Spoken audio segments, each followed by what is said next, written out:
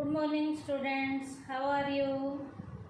Today's topic is commercial paper. आज हम कौन सा टॉपिक करेंगे? कॉमर्शियल पेपर के बारे में करेंगे।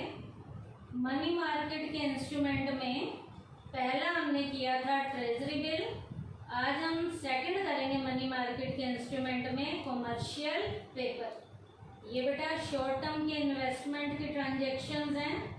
कॉमर्शियल पेपर है क्या? Commercial papers are those unsecured promissory notes which are issued by well reputed companies to meet the demand of short term, seasonal and working capital needs। Commercial paper बेटा unsecured promissory level के notes होते हैं जिन्हें issue करने का काम well reputed companies करती हैं ताकि वो शॉर्ट टर्म की डिमांड को और सीजनल लेवल की डिमांड को और वर्किंग कैपिटल से रिलेटेड जो भी डिमांड है उन्हें टाइम पे क्या किया जा सके, पूरा किया जा सके। तो फिर से सुन लीजिए कॉमर्शियल पेपर क्या है। Commercial papers are those unsecured promissory notes which are issued by well reputed companies. इन्हें वेल रेप्यूटेड कंपनीज के द्वारा इशू किया जाता है।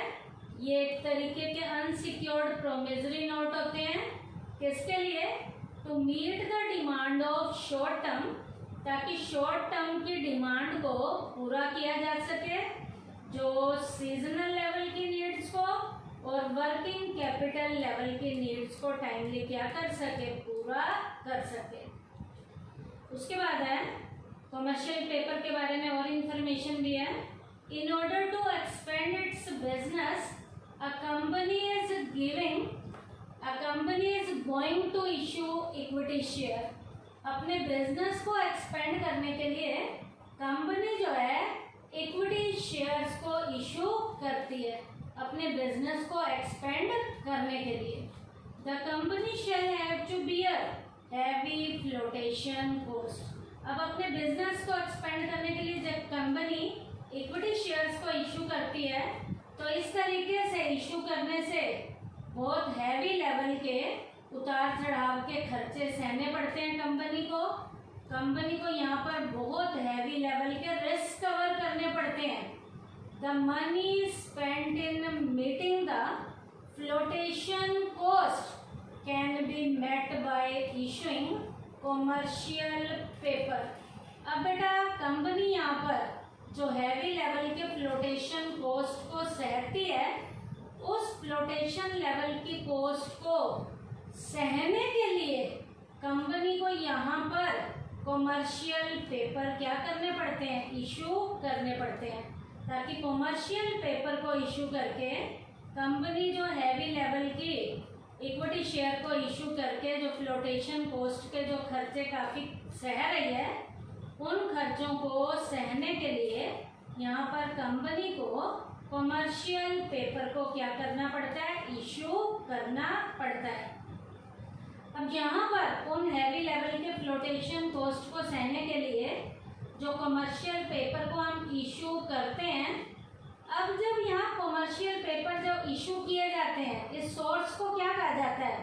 This source of finance is known as bridge financing. इस फाइनेंस के सोर्स को, इस फाइनेंस के जो सोर्स है उसे हम कौन सी फाइनेंसिंग का नाम देते हैं? ब्रिज फाइनेंसिंग का नाम देते हैं।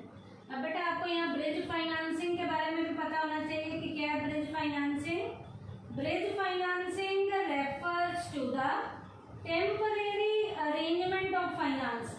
ब्रिज फाइनेंसिंग जो है फाइनेंस का एक टेम्परेरी लेवल का अरेंजमेंट होता है that bridge the gap between the need of long term finance and to secure it.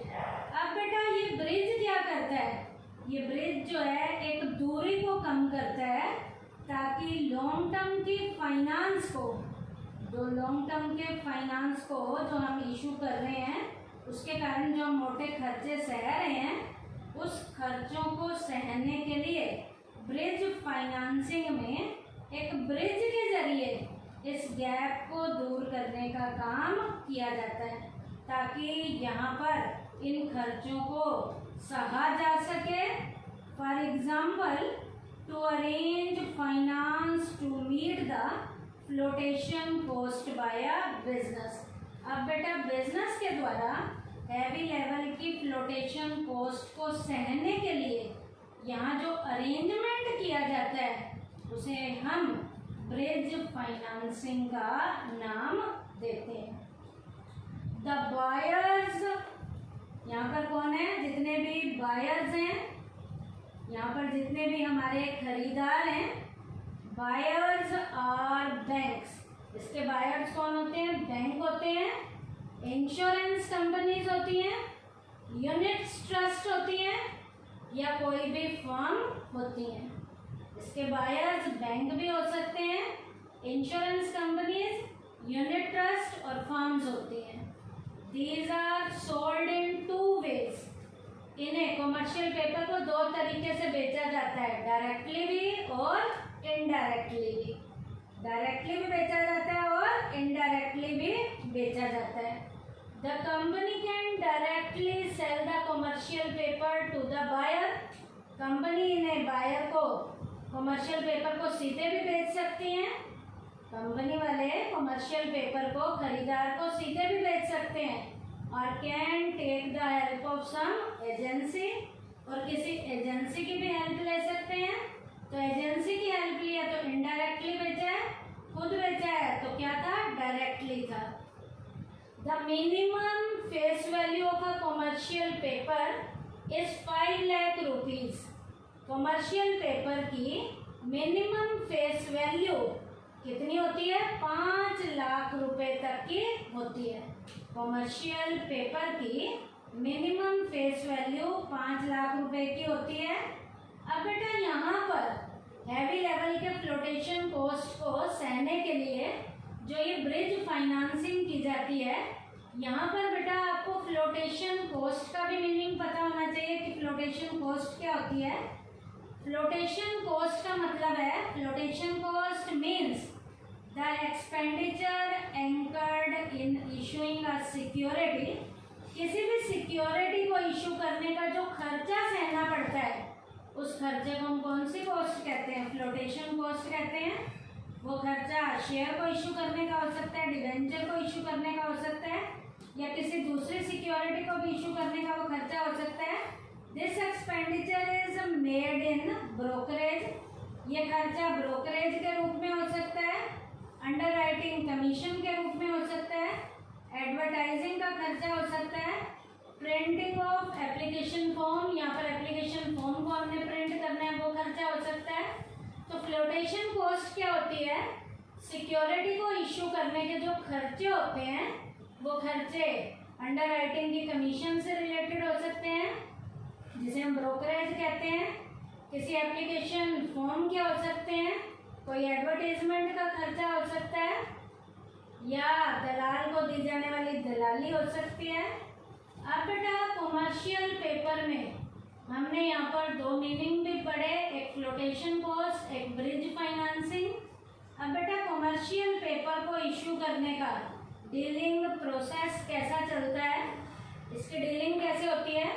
Commercial paper are issued for a period of 15 days to 12 months। Commercial paper को issue करने का जो time period होता है 15 दिन से लेकर 12 महीने के बीच का होता है, 15 दिन से लेकर 1 साल के बीच का होता है। They usually issued on discount. इन्हें आमतौर पर डिस्काउंट पे इशू किया जाता है, but sometimes they are also issued on a definite rate of interest. कई बार इन्हें डेफिनेट रेट के इंटरेस्ट पे भी इशू किया जाता है। आमतौर पे तो इसे हम डिस्काउंट पे इशू करते हैं, लेकिन कभी कभी इन्हें डेफिनेट रेट के इंटरेस्ट पे भी इशू किया जाता है। There is no active secondary market available for them.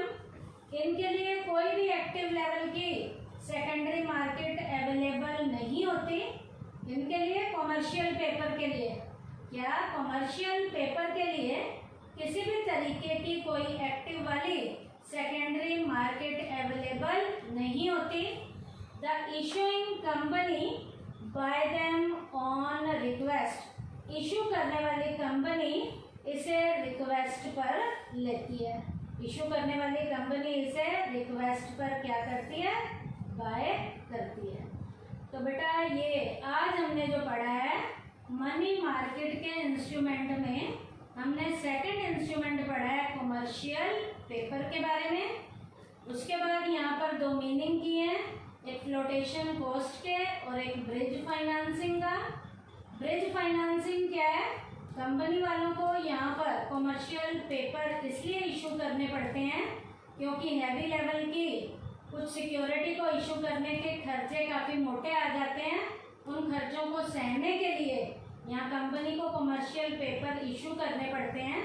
तो कॉमर्शियल पेपर को इशू करके यहाँ पर इस गैप को दूर किया जाता है और इस गैप को दूर करने के लिए ब्रिज फाइनेंसिंग अपनाई जाती है। प्रॉपर तरीके का क्या किया जाता है, इस गैप को भरने का प्रॉपर अरेंजमेंट किया जाता है।